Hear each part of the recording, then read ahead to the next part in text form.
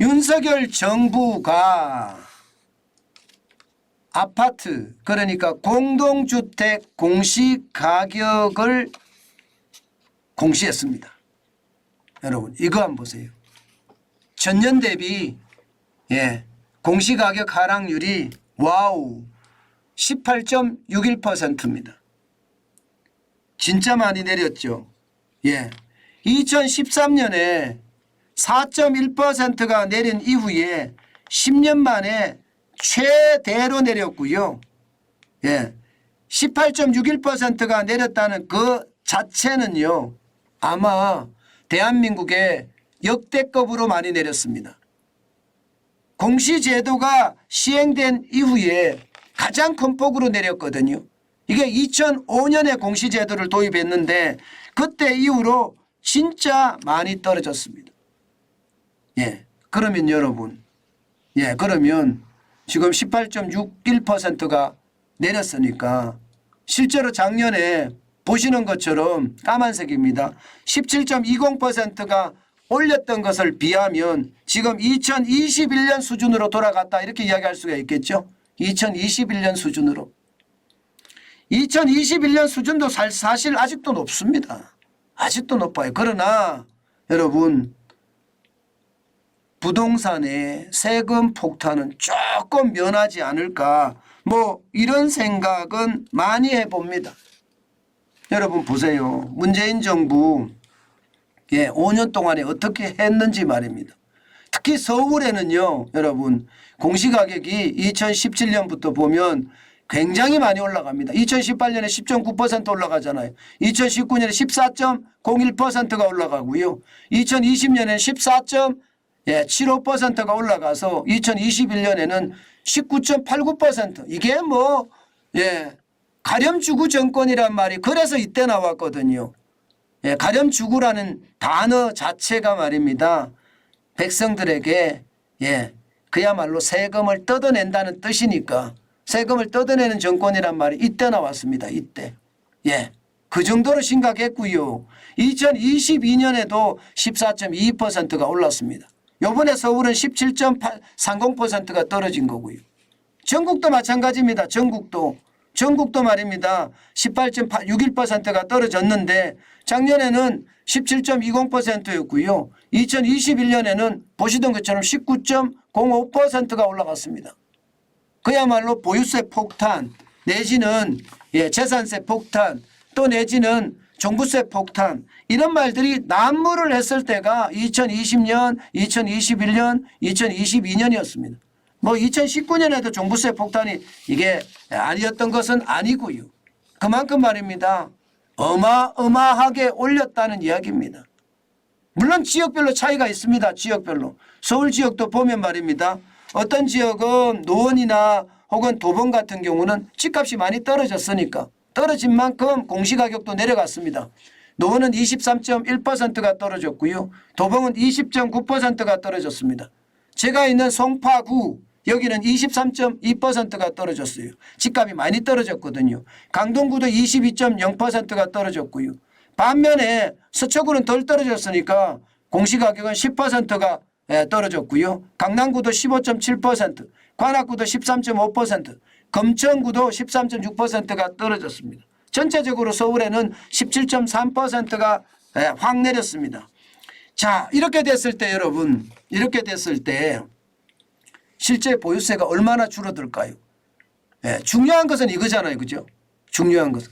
실질적으로 보유세가 줄어드는 것, 강남을 기준으로 잡았을 때는 말입니다. 적게는 보시다시피 26.62%가 떨어지고요. 많게는 45.78%가 떨어졌습니다. 보유세가. 반토막 났다는 거예요. 반토막. 실제 아크로비스타 같은 경우는요. 2021년에 지금 낸 게 3,810만 원의 종부세를 냈는데 이번에는요. 1,890만 원을 낸다는 뜻입니다. 26.62%가 떨어졌습니다. 마찬가지로 레미안 대치팰리스 같은 경우는요. 2021년에 3,760만 원의 종부세를 냈는데 1,449만 원으로 떨어진다는 이야기입니다. 엄마 아파트도 마찬가지입니다. 2021년에 865만 원을 냈는데 452만 원으로 떨어지고요. 예, 이천 동부 한가람 여기도 마찬가지입니다. 543만 원이 436만 원 31.66%가 떨어진 숫자입니다. 레미안 옥수 리버전도 마찬가지입니다. 예, 이게 444만 원 298만 원으로 떨어지고요. 예, 그리고 마포 레미아 프로지오도 437만 원이 253만 원으로 38.70%가 떨어집니다. 그나마 여러분 이것을 보면 막 화가 나지 않으세요? 예, 저는 진짜 이것을 보면 화가 난다 생각이 들어요. 2021년에 도대체 무슨 일이 일어난 겁니까? 이게 결국은 말입니다. 부자들을 적폐수의 삼아서 예, 그야말로 세금 폭탄을 안겼다는 이야기가 되는 거잖아요. 예, 대한민국은 자본주의를 선택한 나라입니다.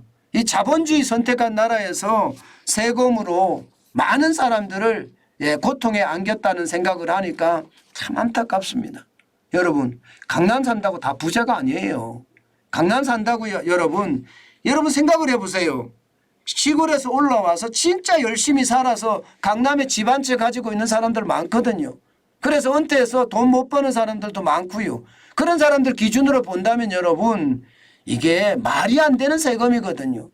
물론 부자들이 뭐 세금을 더 낼 수 있게끔 아니면 노블리스 오블리제라고 하나요? 노블리스 오블리제라고 하죠. 부자들이 그렇게 자선을 할 수 있게끔 사회적인 분위기를 만들어주는 것 이것도 굉장히 중요한 거거든요. 자본주의를 선택하고 시장경제를 선택한 대한민국 자유민주주의를 선택한 대한민국에서 말입니다. 그렇게 부자들이 세상에 기여하게끔 만들어주는 게 참 좋은 일인데 뭐 그렇게 자율적으로 하지는 않고 무조건 강제적으로 가렴 죽으란 말이 그래서 나온 겁니다. 국가 권력을 함부로 활용한 겁니다. 제가 생각해서는 그래요. 예, 국가 권력을 함부로 활용해서 많은 사람들에게 이게 세금 폭탄을 안겼다 이렇게 생각을 합니다. 여러분 진짜 중요한 것은요. 지금처럼 이렇게 공시가격이 내려가잖아요. 그러면 여러분 보험료도 내려갑니다. 보험료, 건강보험료도 내려갑니다. 아마 월 평균으로 따졌을 때 뭐 많이 내려가지는 않지만요. 3.9% 정도 내려가지 않겠느냐 이렇게 예상합니다. 그래봤자 3.9%가 뭐 큰 돈은 아닐 수도 있습니다. 그러나 내려간다는 거 중요하죠. 또한 말입니다.